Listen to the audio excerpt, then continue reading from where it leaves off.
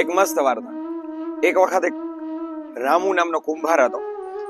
તેને એક દીકરો હતો જેનું નામ હતું કમલ. હવે રામુએ પોતાના દીકરા કમલને કહ્યું કે મેળો આવી રહ્યો છે તો સરસ મજાના માટીના વાસણો બનાવ તો જેના કારણે લોકો ખરીદવા આવે.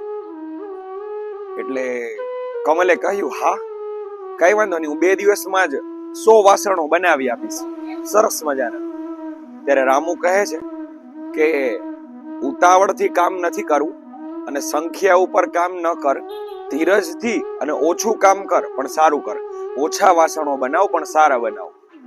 કમલે વાત ન માની, પોતાની રીતે જ એને વાસણો બનાવ્યા.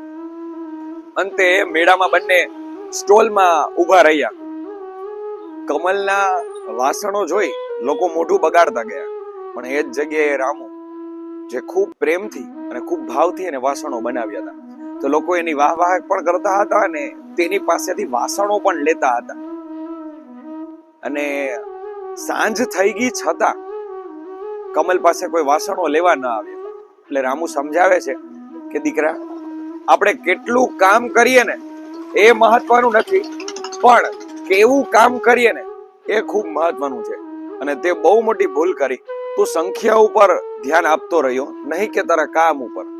તો શીખ, ઘણી વખત આપણે ઉતાવળથી એટલું કામ કરવા જઈએ છીએ જે ખરેખર સારું કરવાની જગ્યાએ ઉલટાનું બગડે છે.